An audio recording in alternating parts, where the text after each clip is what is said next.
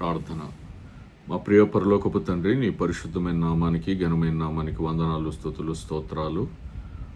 మరొకసారి ఈ ఉదయకాలము నీ కరుణాపీఠం యొద్దకు వచ్చి నీ బంగారు పాదములను ముద్దు పెట్టుకొని నీ కుమారుడైన యేసుక్రీస్తు శిలువ మరణ పునరుద్ధానం ద్వారా మమ్మల్ని నీతిమంతులుగా చేసి నిన్ను అబ్బా తండ్రి అని పిలవడానికి, నేను స్తుతించడానికి, ఆరాధించడానికి, నీ స్వరము మా జీవితాలను బ్రతికించే నీ స్వరము వినడానికి మాకు ఇచ్చిన ఈ భాగ్యంను బట్టి నీకు వందనాలు, స్తుతులు, స్తోత్రాలు.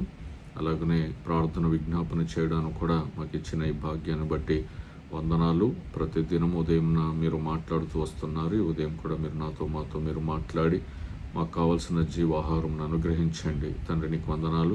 నీ పరిశుద్ధాత్మ అభిషేకం దయచేయండి. పరిశుద్ధాత్మ దేవుడా, మీ అభిషేకమును, మీ సహాయమును కోరుకుంటూ తండ్రి మాట్లాడుచుండగా యేసు ప్రభు ప్రత్యక్షతలు, అలాగనే మమ్మల్ని మేము స్వపరీక్ష చేసుకునే కృపను మాకు అనుగ్రహించి మీరు మహిమ పొందండి. ఈ సమయాన్ని మీ చేతులకు అప్పగిస్తున్నాం తండ్రి. మరొకసారి నీకు కృతజ్ఞతాస్తుతులు చెల్లిస్తూ మాతో మీరు మాట్లాడమని మా ప్రభువును మా రక్షకుడైన యేసునామంలో స్తుతించి ప్రార్థిస్తున్నాము తండ్రి.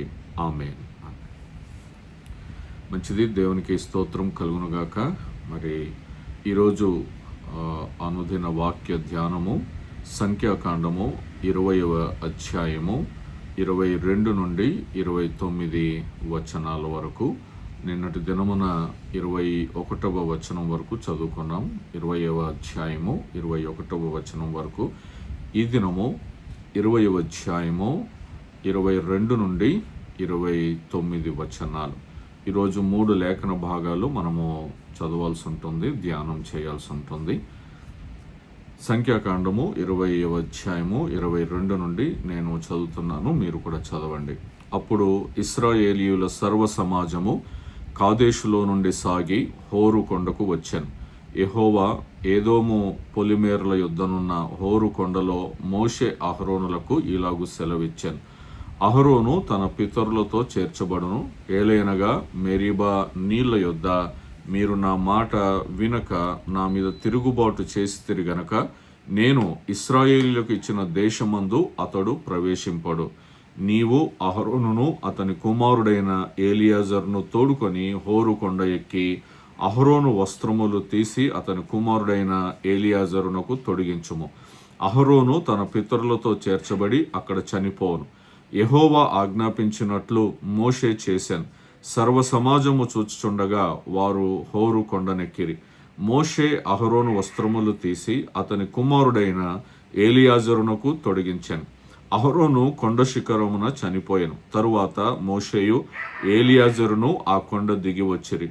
అహరోను చనిపోయినని సర్వ సమాజము గ్రహించినప్పుడు ఇశ్రాయేలీల కుటుంబీకులందరూ అహరోను కొరకు 30 దినములు దుఃఖము సలిపిరి. ఈ తర్వాత 2వ భాగము, ఇది సంఖ్యాకాండము 21వ అధ్యాయము 1 నుండి 20 వచనాల్లో అవసరమైన వచనాలు నేను చదువుతాను. చూడండి. 1వ వచనం.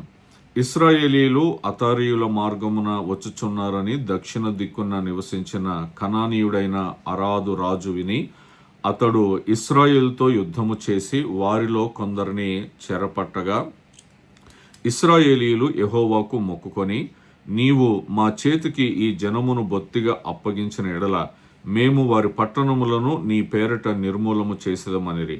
యెహోవా ఇశ్రాయేలుల మాట ఆలకించి ఆ కనానీయులను అప్పగింపగా ఇశ్రాయేలీయులు వారి పట్టణములను నిర్మూలము చేసిరి. అందువలన ఆ చోటికి హోర్మా అను పేరు పెట్టబడెను. వారు ఏదోము దేశమును చుట్టిపోవాలని హోరు కొండ నుండి ఎర్ర సముద్రం మార్గముగా సాగినప్పుడు మార్గాయసము చేత జనుల ప్రాణము సొమ్మసిల్లెను. కాగా ప్రజలు దేవునికిని మోషేకును విరోధముగా మాట్లాడి, ఈ అరణ్యములో చచ్చుటకు ఐగుప్తులో నుండి మీరు మమ్మునెందుకు రప్పించితిరి? ఇక్కడ ఆహారము లేదు, నీళ్లు లేవు, చవిసారములు లేని ఈ అన్నము మాకు అసహ్యమైనదనిరి. అందుకు యెహోవా ప్రజలలోనికి తాపకరములైన సర్పములను పంపెను. అవి ప్రజలను కరువగా ఇశ్రాయేలీయులలో అనేకులు చనిపోయిరి. కాబట్టి ప్రజలు మోషే యొద్దకు వచ్చి, మేము యెహోవాకును నీకును విరోధముగా మాట్లాడి పాపము చేసితిమి. యెహోవా మా మధ్య నుండి సర్పములను తొలగించున్నట్లు ఆయనను వేడుకొనుమనిరి. మోషే ప్రజల కొరకు ప్రార్థన చేయగా యెహోవా, నీవు తాపకరమైన సర్పము వంటి ప్రతిమను చేయించి స్తంభము మీద పెట్టుము, అప్పుడు కరవబడిన ప్రతి వాడును దాని వైపు చూచి బ్రతుకునని మోషేకు సెలవిచ్చాను. కాబట్టి మోషే ఇత్తడి సర్పం ఒకటి చేయించి స్తంభము మీద దానిని పెట్టాను. అప్పుడు సర్పపు కాటు తినిన ప్రతి వాడు ఆ ఇత్తడి సర్పమును నిదానించి చూచినందున బ్రతికాను. తరువాత ఇశ్రాయేలీయులు సాగి ఓబోతులో దిగిరి. ఓబోతులో నుండి వారు సాగి సూర్యోదయ దిక్కున అనగా మోయాబు ఎదుట అరణ్యమందలి ఇయో అబారీమునొద్ద దిగిరి. అక్కడ నుండి వారు సాగి జెరోదు లోయలో దిగిరి.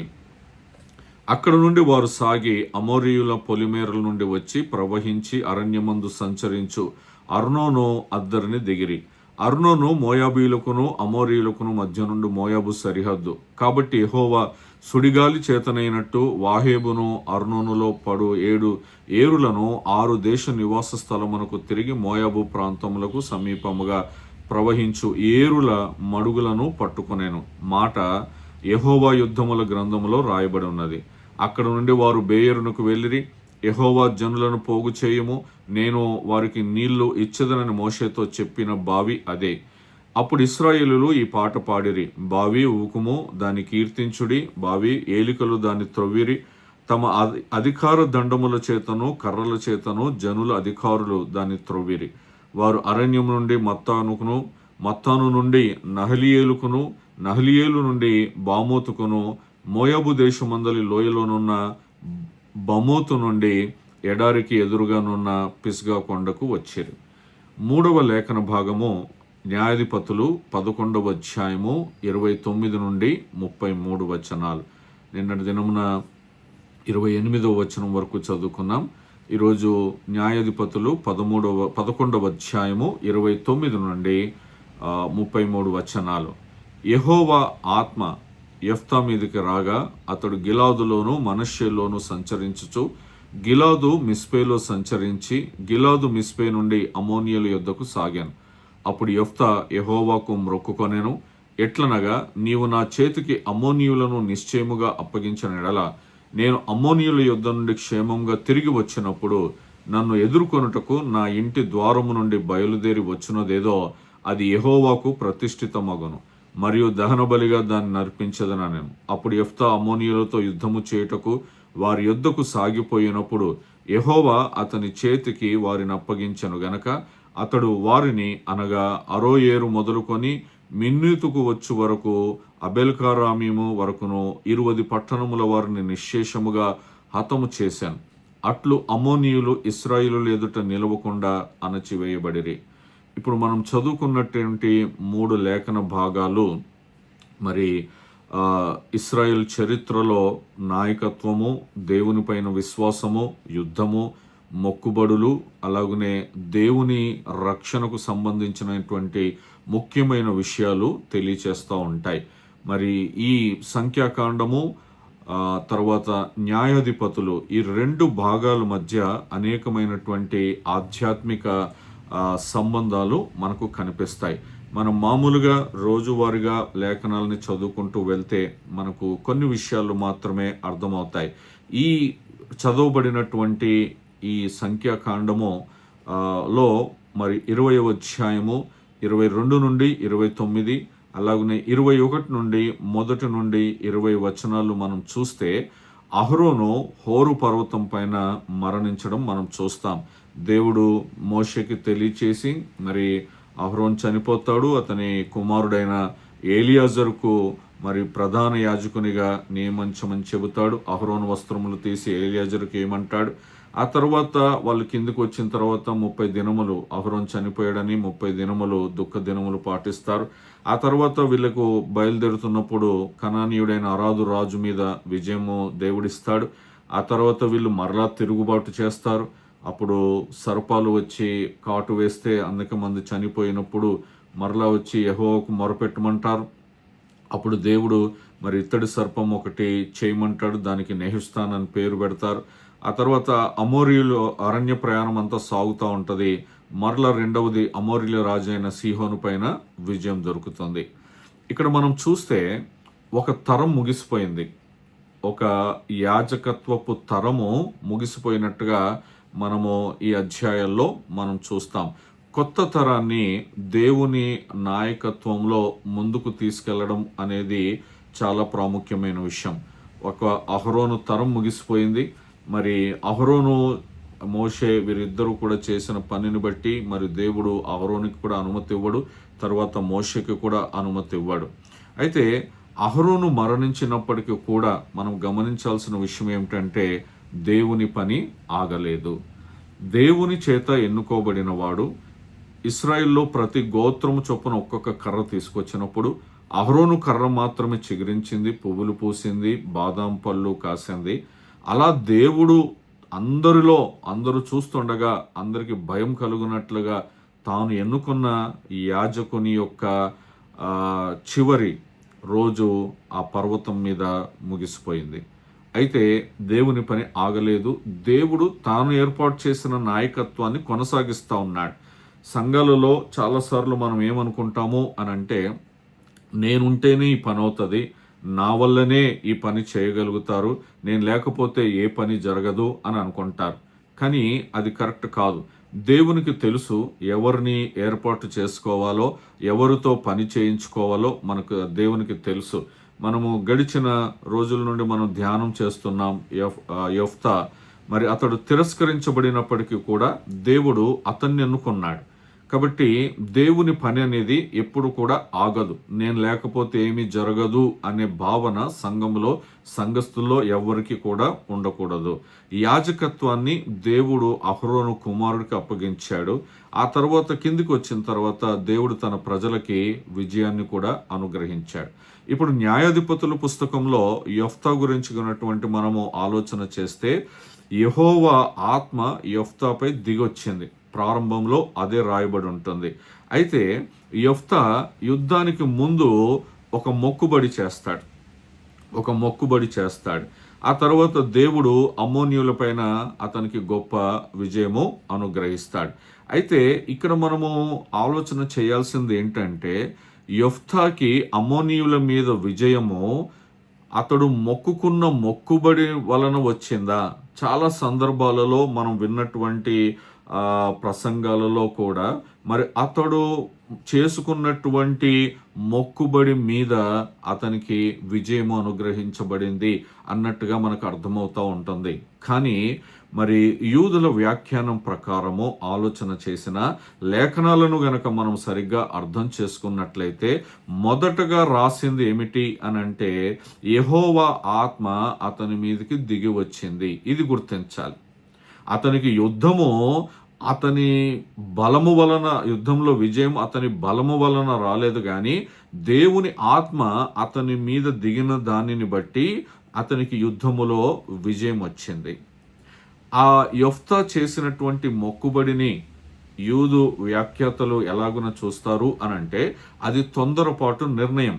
సరైనటువంటి తోరా జ్ఞానం అంటే ధర్మశాస్త్రము యొక్క జ్ఞానం లేకపోవడం, ఆ తర్వాత ఆధ్యాత్మిక పరిపక్వత, ఈ 3 కారణాలని చూస్తారు. ఎందుకనంటే ఎప్పుడైతే ఒకరి మీద దేవుని ఆత్మ దిగితే ఆ వ్యక్తి ఎట్టి పరిస్థితుల్లో కూడా అపజయం పొందుకోడు. ఆ మనిషి అపజయం పొందుకున్నాడంటే దేవుడు అపజయం పొందుకున్నట్టే.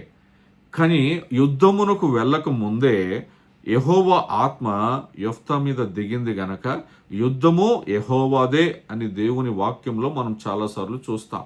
మనం పాట కూడా పాడతాం. కాబట్టి అతడు శారీరకంగా ఆలోచన చేసి, మరి నేను వెళ్తే విజయం వస్తే మరి నా ఇంటి గుమ్మములో నుండి మొదటగా ఏది బయటకు వస్తుందో అది నేను నీకు బలర్పిస్తాను అని చెప్పి అతడు మొక్కుకుంటూ ఉంటాడు. ఇది లేఖనాలను సరిగ్గా అర్థం చేసుకోకపోవడం వలన అప్పుడే అతడు ఎలాంటి స్థితిలో ఉన్నాడు అని అంటే, ఎవరైతే తిరస్కరించారో వారే వచ్చి తమకు నాయకుడిగా ఉండమని చెప్పారు. అలాంటి పరిస్థితుల్లో కొన్నిసార్లు మన మైండ్ యాబ్సెన్స్ అవుతుంది. మనం చేయకూడని పనులు చేయాల్సి వస్తుంది, లేకపోతే గర్వము కూడా రావచ్చు. మనము ఈ తొందరపాటు నిర్ణయాలు కానీ, మరి ఆధ్యాత్మిక అపరిపక్వత కానీ, లేకపోతే సరైన దేవుని లేఖనాల అవగాహన కానీ లేకుండా ఉంటే ఇలాంటి నిర్ణయాలు మనం తీసుకుంటూ ఉంటాం. మన జీవితంలో కూడా ఎన్నోసార్లు ఇలాంటివి జరుగుతూ ఉంటాయి. మరొక విషయాన్ని మనం చూస్తే, దేవుడు ఇశ్రాయేలుకు ఎన్నో యుద్ధాలలో విజయాన్ని ఇచ్చాడు. అయితే ఈ విజయము ఇశ్రాయేలీయులను బట్టి రాలేదు, కానీ అది దేవుని బట్టి వచ్చింది. ఆ విజయానికి కారణము దేవుడే. ఎందుకంటే వీళ్ళు 400 సంవత్సరాలు పైచిలుకు ఐగుప్తులో వాళ్ళు ఇటుకలు చేసుకుంటూ ఉన్నారు. వాళ్ళకి ఏమీ యుద్ధ విద్య లేదు, ఏమీ లేదు, అన్ని మర్చిపోయారు. కానీ అలాంటిది దేవుడు వాళ్ళని ఐగుప్తులో నుండి బయటకు నడిపిస్తున్నప్పుడు ఆ అరణ్య యాత్రలో వారికి ఎదురవుతున్నటువంటి రాజ్యాలను, రాజులను ఎవరు గెలిపిస్తున్నారు అని అంటే దేవుడు మాత్రమే గెలిపిస్తున్నాడు. యెహోవా ఆత్మ యెఫ్తాపై దిగి వచ్చిన తర్వాతనే యుద్ధం ప్రారంభమైంది. ఇతడు యుద్ధం ప్రారంభం చేసిన తర్వాత ఆ దేవుని ఆత్మ అతడి మీద దిగలేదు. కాబట్టి విజయము అనేది మానవ బలముతో కాదు, దేవునితోనే వస్తుంది, దేవుని సన్నిధితోనే వస్తుంది, దేవుని ఆత్మ ద్వారానే వస్తుంది. మన దైనందిక జీవితంలో మనం ఎన్నో పోరాటాలు, ఎన్నో యుద్ధాలు చేయాల్సి వస్తూ ఉంటుంది. అయితే ఎప్పుడు కూడా మన జ్ఞానము, మన తెలివి, మన బలము, మన సర్టిఫికెట్స్, నేను చాలాసార్లు చెప్తాను, వీటన్నిటి మీద మనం ఏమీ ఆధారపడకూడదు. సింపుల్గా ఆయన పాదాలు పట్టుకోవడమే. యుద్ధము యెహోవాదే, నాయన నీవే దిక్కు, గాఢాంధకారములో సంచరించినా నువ్వు నాతో ఉంటానన్నావు కదా నాయన ప్రభా, నాకు ముందు ఉంటానన్నావు, నన్ను ఆవరించి ఉంటానన్నావు, నీకు అప్పగిస్తున్నాను నాయన యుద్ధం. నేను దేవునికి ఎప్పుడైతే మనం అప్పగించుకుంటామో అప్పుడు ఆయన యుద్ధం చేయడం ప్రారంభిస్తే ఈ భూమి మీద ఎవ్వరూ కూడా ఆయనకు వ్యతిరేకంగా నిలవలేరు, గెలవలేరు. ఇది మనం గుర్తించాలి. మరొక విషయము మనం లేఖనాల్లో ధ్యానం చేసింది ఈరోజు నాయకత్వ మార్పు. సంఖ్యాకాండంలో అహరోను మరణిస్తాడు, ఎలియాజరు బాధ్యత స్వీకరిస్తాడు. న్యాయాధిపతుల్లో ఏమైంది? యెఫ్తా తిరస్కరించబడిన వ్యక్తి అయినప్పటికీ కూడా దేవుడు అతన్ని నాయకుడిగా ఎన్నుకున్నాడు, నాయకునిగా ఇశ్రాయేల్ దగ్గరికి పంపించాడు. ఇక్కడ మనం ఆలోచన చేస్తే దేవుడు మరి ఆయన చిత్తానుసారంగా, ఆయన సమయానుసారంగా, ఆయన ఇష్ట ప్రకారముగా ఎప్పుడు ఏది అవసరమో, ఎప్పుడు ఎక్కడ ఎవరు అవసరమో అలాంటి నాయకులను దేవుడు లేపుతాడు. ఇశ్రాయేలీలు అన్ని వందల సంవత్సరాలు అక్కడ ఐగుప్తులో బానిసలుగా ఉంటున్నప్పుడు తన చిత్త ప్రకారముగా మరి మోషేని నాయకుడిగా లేపాడు. అనుకోవచ్చు, ఎందుకు ఇన్ని వందల సంవత్సరాలు అని అంటే అది మనం ప్రశ్నించడానికి వీల్లేదు. మనము ఆదివారం కూడా ధ్యానం చేసుకున్నాం. అది ఆయన చిత్తం, ఆయన టైమింగ్ ఒకటి ఉంటుంది. ఆయన సమయానుసారముగా దేవుడు ఒక్కొక్కరిని లేపి ఒక్కొక్కరిని ఒక్కొక్క విధంగా వాడుకుంటూ ఉంటాడు. దాన్ని మనం ప్రశ్నించడానికి వీలు లేదు. మనం మొదటి నుండి ధ్యానం చేస్తుంది అదే. దేవుని నాయకత్వాన్ని, దేవుని యాజకత్వాన్ని మనం ఎప్పుడూ కూడా ప్రశ్నించడానికి వీలు లేదు. ఇక్కడ సంఖ్యాకాండానికి వచ్చేటప్పటికి వాళ్ళు ఇన్ని యుద్ధాలు గెలుస్తున్నప్పటికీ దేవుడు వాళ్ళకి ఇస్తున్నటువంటి పనిష్మెంట్స్ ద్వారా ఎంతమంది చనిపోతున్నా, వాళ్ళ కళ్ళ ముందే కూలిపోతున్నా, భూమి నెరవిడిచి అందులో పడిపోయినా, మరి మరణదూత వచ్చినా, ఇవన్నీ చూస్తున్నప్పటికీ కూడా మరలా వచ్చి నాయకులకి వ్యతిరేకంగా మాట్లాడుతూ ఉంటారు. దేవుడు తాపకరమైనటువంటి సర్పాలను పంపించి అవి కాటు వేస్తే చాలామంది చనిపోతారు. అయితే దేవుడు మోషేతో ఇత్తడి సర్పము చేయమని చెబుతాడు. దాన్ని చూసిన వారు బ్రతుకుతారు. ఇక్కడ దేవుడు ఏం చేయమన్నాడో అది చేస్తే మనం బ్రతుకుతాం.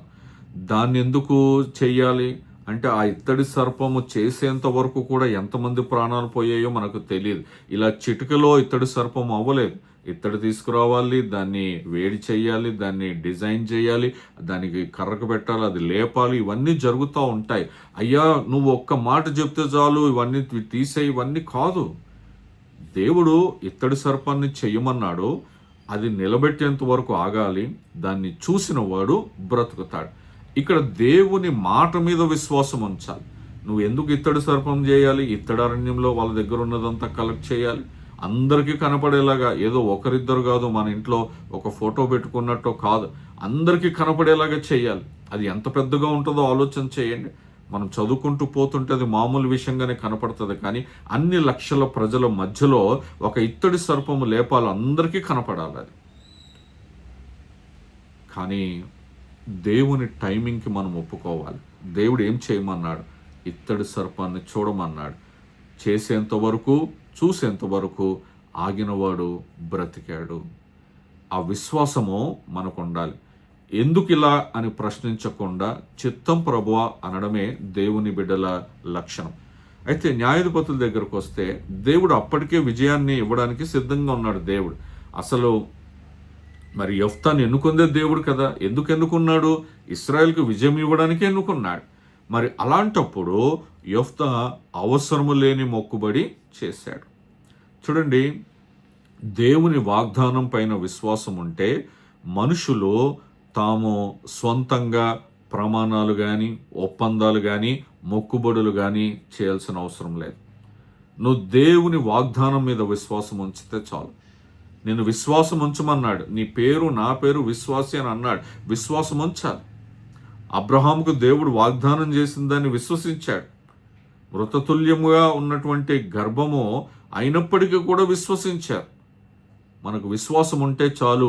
ఏం మొక్కుబడులు చేయాల్సిన పని లేదు. ఆయన చేయగలడు, ఆయన టైమింగ్లో ఆయన చేయగలడు. అంతవరకు నేను ఆగుతాను, ఆయన ఆశీర్వాదం కొరకు, ఆ వాగ్దానం కొరకు ఆగుతాను అని అంటే దేవుడు అద్భుతంగా నీ విశ్వాసాన్ని బట్టే మనకు ప్రతి దాంట్లో విజయము అనుగ్రహిస్తాడు. ఇప్పుడు యెఫ్తా విషయంలో మనం చూస్తే అతని మొక్కుబడి తోర ధర్మశాస్త్రానికి అనుగుణంగా లేదు. తోరా జ్ఞానం అంటే ధర్మశాస్త్ర జ్ఞానం లేకపోవడం వల్ల కలిగే ప్రమాదానికి ఉదాహరణగా యెఫ్తాను చూపిస్తారు. మనము ఈ సంఖ్యాకాండము, న్యాయాధిపతుల పుస్తకం ఈ రెండిట్లో పోలికను, సంబంధాలను గనక మనం చూస్తే అహరోను మరణం తర్వాత దేవుడు నాయకత్వాన్ని ఆపలేదు కానీ నాయకత్వాన్ని కొనసాగించాడు.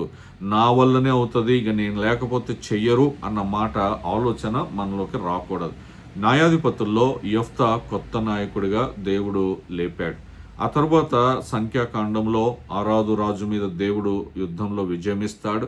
ఇక్కడేమో యెఫ్తా మీద దేవుని ఆత్మ నిలపడము ద్వారా యెఫ్తాకి విజయం కలిగింది. మోషేకి విరోధంగా మాట్లాడారు.